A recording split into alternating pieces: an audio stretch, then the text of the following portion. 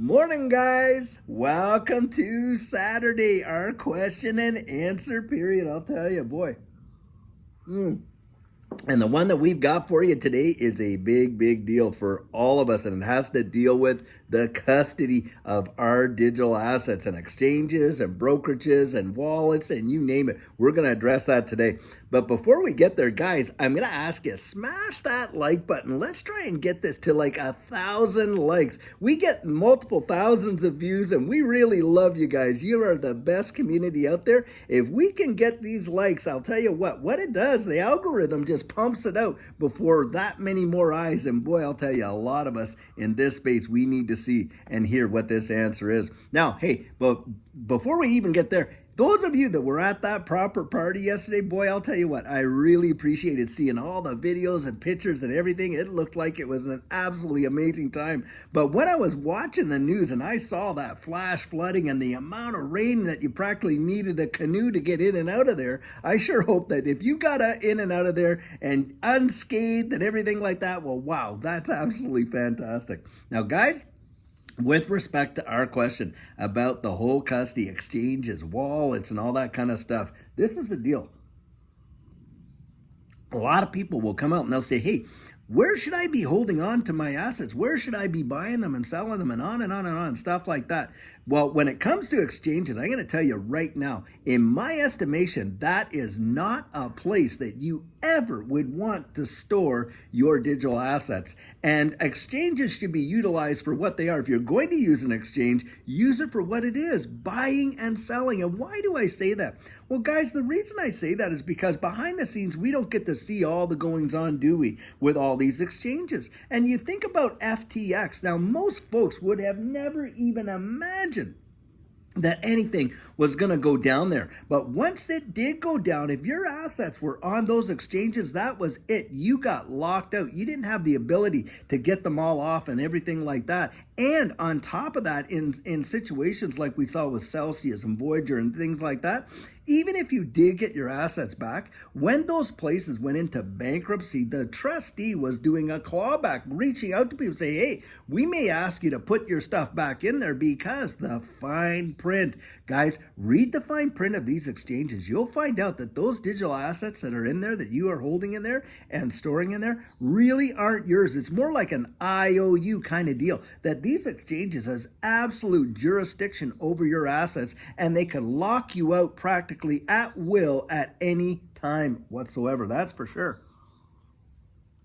Now, yeah, you may be able to fight it and eventually get access to it, but it could take literally, if they really want to stonewall you, it could take for years for you to get that. And for me, it is absolutely not worth the hassle. That is for sure. Now, another reason why, exchanges, when it comes to buying and selling, when the volume picks up and it goes big time, a lot of these exchanges, not that the exchanges are doing anything nefarious at all. It's that, they get so much volume that the servers can't handle it, and boom, they go down. Now, that is why for Judy and I, back in 2020, like, we've been a client of our broker for about 3 years plus.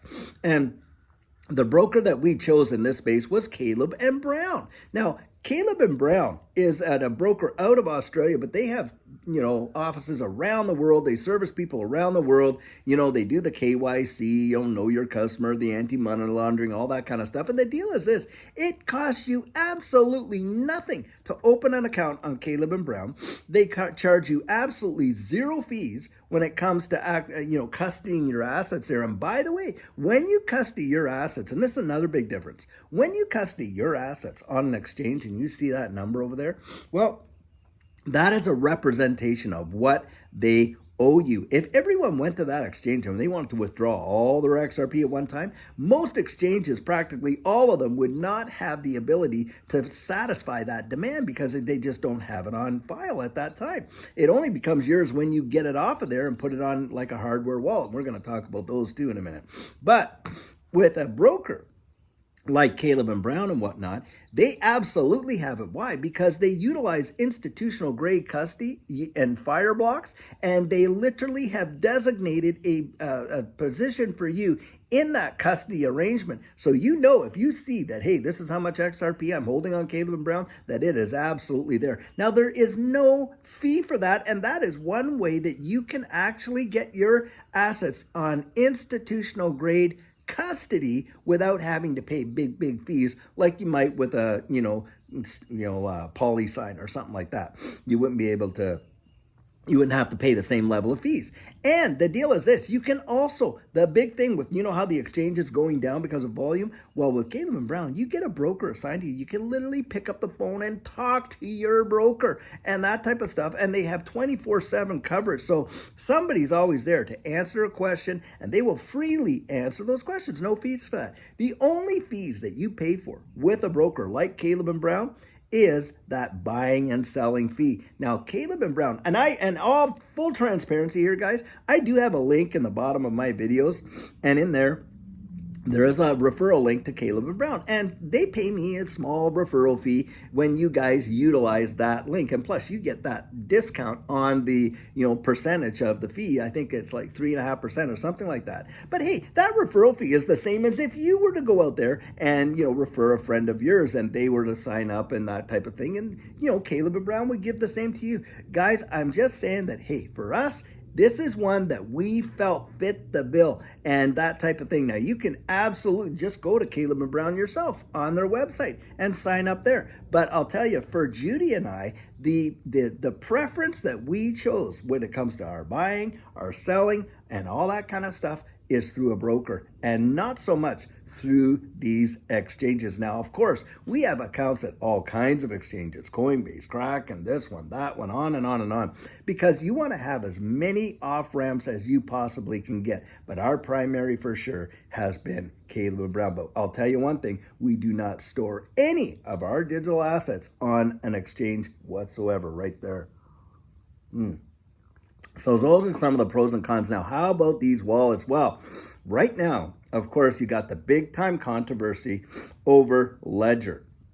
Now, Ledger by far, so there's the three biggies are Ledger, Trezor, Decent, things like that, but there's also Epipel, and there's a few different ones. But I'll tell you what, with Ledger, the big controversy is this, of course, is that, hey, they have an upgrade in there where if a person was open to it and agreed to it, they could literally sign up to their recovery program, and they would shard your seed phrase and all that kind of stuff and make it so that it would be anonymous and this and that. Well, a lot of people feel that, hey, that's like a backdoor into the thing. Guys, it's kind of like this. Before they can do that, you literally have to initiate that on your side, on the Ledger device. Now, once you have done that, well, there you go. Now it's available.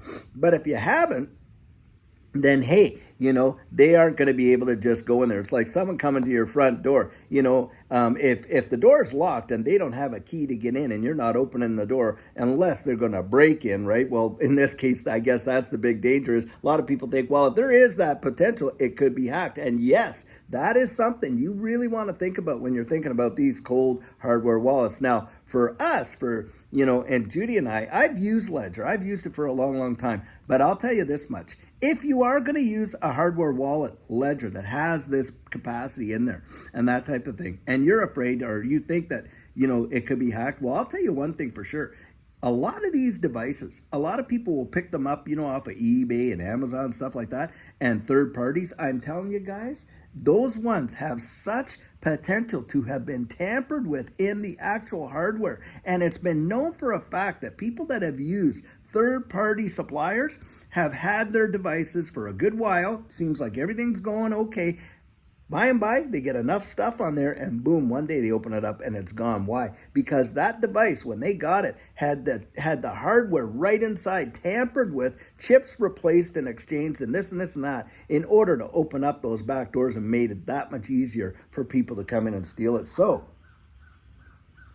if you are going to choose Ledger as your hardware wallet of choice, make sure that you're buying it from Ledger directly. Go to the website, order it from there. It's going to come from France. Yes, it's going to take some time to come, but that's where you want to get it. Now, having said that, Some other ones that are really, really strong. Trezor. Now, Trezor doesn't, at this point that I know, have this, potential recovery phrase, system in there where there's the back door. And Trezor, as it's really, really quite easy to use. A lot of people really love Trezor. Another one that I really like and use is Decent. Decent is an amazing wallet. It's a biometric wallet. You literally can put your fingerprint down on there, and you do get a seed phrase and all that, of course, but you're going to utilize it now. It interconnects with your phone and stuff like that. That's where the app is. And you just have to take time learning to do these. Now, guys, one caution I will give you with any of these hardware wallets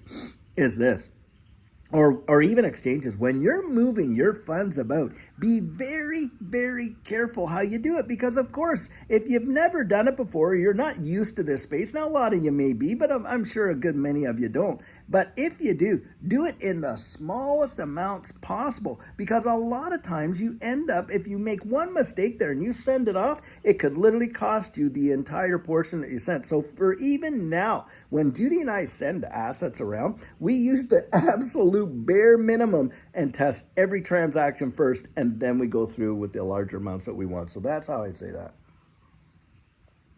The bottom line, guys, in a lot of cases when it comes to custody, is you want to be thinking security, security, security, and a lot of times it does come down to preference. Now, the vulnerabilities with exchanges, of course, they can get hacked, and they have gotten hacked, or the exchange themselves can go down and you could lose your assets there. When you're dealing with hardware wallets, well, you want one that you're going to feel really confident in, and one that is going to be easy enough, or that you will know how to use it in a proper way, and that kind of thing. Now, there is the issue. You can have multiple hardware wallets. Have an EpiPal, have a Decent, have a Trezor, have a Ledger, and store certain amounts in each one. Absolutely, for sure. Then you've got the whole broker idea and custodying your assets with your broker. A nice thing about that is an institutional grade custody. When you want to sell it, you pick up the phone and say, hey, I'm ready to sell, or I'm ready to buy, or whatever it is. And you don't have to go worrying about, transfer your assets here and there at that time. It's already there waiting for you to do it. Now you can keep a portion of your position there, or whatever, and that kind of thing. Now there is one other option. Now, Jake Claver. Judy did a fabulous interview with Jake Claver, and you may be in the position to do this, but he has a system, a program that will allow you to absolutely, have your assets custodied, with standard custody through PolySign. Now, PolySign will only accept accredited investors, but through this program that Jake Claver has going on, you can literally get access to that level of custody without being an accredited investor. Now, guys, I'll let you know right now, there are some fees involved, so you want to check it out and see whether it would be worth your while, and get a hold of Jake and that, because the fees could be more than what you'd be willing to actually pay, because there's fees to initially do it, and then there's maintenance fees. That's how PolySign works and everything like that. So it's not just Jake charging the fees there. It's, kind of a pass-through situation for him. But I'll tell you what, go out, check out Jake Claver, Beyond Broke Mastermind, and that kind of stuff, and see if that is an option for you. But no matter what, when you're talking about your digital assets, the whole point of, your custody is the security. Keep that top of mind. Now, I hope that really answered your questions there about it. Could give you at least some food for thought and that kind of thing. Guys, amazing things are happening in this space in a powerful, powerful way. And I'll tell you what, I am looking forward to seeing what's coming down the road, because I think this next year, into the fall and into next year, is going to be absolutely stupendous. And I'm telling you, I am not going to miss it. Judy and I are not going to miss it. I certainly don't want you missing it. Get out there, really, really research this space. Get to know all the options available to you. And guys, be very, very careful. Look, I know people that have sought help on Telegram and different things like that. One really great friend of mine, and he knows who he is out there. He got taken for what ended up being worth over $1 million. Yes, it was VeChain, and 4 million VeChain were stolen from him. And it was because, he was trusting the wrong source. It can happen to all of us. And he's a great, amazingly intelligent guy, and unfortunately got stung bad. Guys, be very, very wary, and be very, very careful. And don't feel bad at all. When you're reaching out to these people, Caleb and Brown, doesn't matter who, ask whatever questions you want. And if you don't feel satisfied with the answers, then you don't move forward. That's what I would suggest. Well, anyways, guys, I hope you have an amazing rest of your Saturday. And remember, tomorrow, Sugar on Sunday. And boy, do we have some nuggets of amazing encouragement for you, on Sunday. It is going to be a fabulous, fabulous time. Well, guys, have a great one. And until then, take care.